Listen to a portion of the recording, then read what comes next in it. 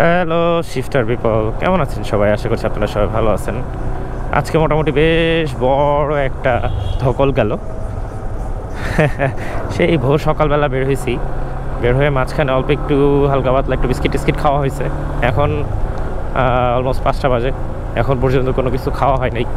আপনারা যে কন্টেন্টগুলো ফেসবুকে দেখেন আমাদের পেজে, সেই কন্টেন্টগুলো সৌন্দর্য আনার জন্য, কন্টেন্টের মধ্যে সঠিকভাবে সব কিছু ইনফরমেশন দেওয়ার জন্য আজান হচ্ছে।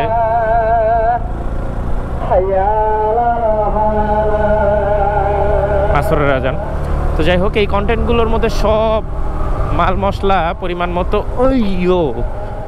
মতো দেওয়ার জন্য কিন্তু আমাদের এই পরিশ্রমটা করতে হয়। যাই হোক, আপনারা কিউরিয়াস বাইকারের ফেসবুক পেজ, ইউটিউব চ্যানেল এবং ওয়েবসাইট এগুলো আপনারা ভিজিট করবেন।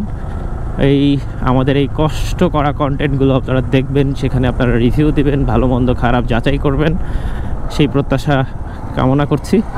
আর কিউরিয়াস বাইকারের জন্মদিন 8 তারিখ, আপনাদের ভালোবাসায়, আপনাদের দোয়ায় কিউরিয়াস বাইকার আগামী 8 তারিখে 7ম বর্ষে পদার্পণ করবে। এভাবে আপনাদের সাথে আরও অনেক লম্বা সময় থাকতে চাই, 60, 70, 700 হোক, সেই কামনা করছি। আপনারা আমাদেরকে আপনাদের দোয়ায় রাখবেন, এই প্রত্যাশা কামনা করছি। যাই হোক, আমার সামনে যে বাইকটা আছে, বাইকটা নিয়ে বেশ কয়েকবার কথা বলছি, তাও বলি।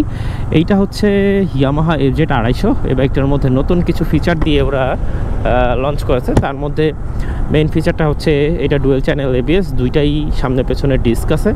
সেই সাথে এটার মধ্যে side stand engine cut off আছে এবং ইঞ্জিনটা অনেক বেশি রিফ্রেশড এবং অয়েল কুলড ইঞ্জিন।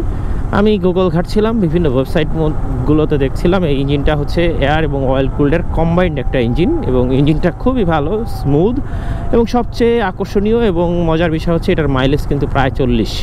সো সেক্ষেত্রে আপনাদের টেনশনের কোনো কারণ নেই। যারা সিটি কমিউটিং করতে চান তারা এই বাইকটা পছন্দ করতে পারেন। যাই হোক, দেখা হবে নতুন কোনো রাস্তা থেকে নতুন কোনো বিষয় নিয়ে। সে পর্যন্ত ভালো থাকবেন, সুস্থ থাকবেন। আল্লাহ হাফিজ।